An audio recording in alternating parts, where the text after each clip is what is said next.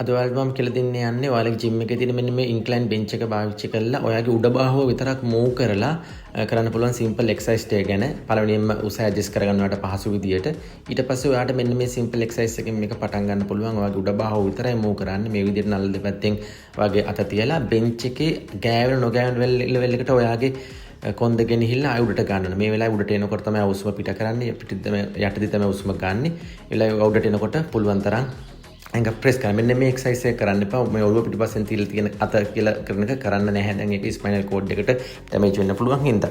ඔයාලට මේකට තවත් වැඩි ස්ට්‍රෙස් එක වැඩි කරන්න weights පාවිච්චි කරන්න පුළුවන්. මේ එක ආකාරයක්. මෙහෙම නැත්නම් මේ පපුවට තියලත් ඔයාලට මේ විදිහට weights තියලා වැඩි කරගන්න පුළුවන් ස්ට්‍රෙස් එක.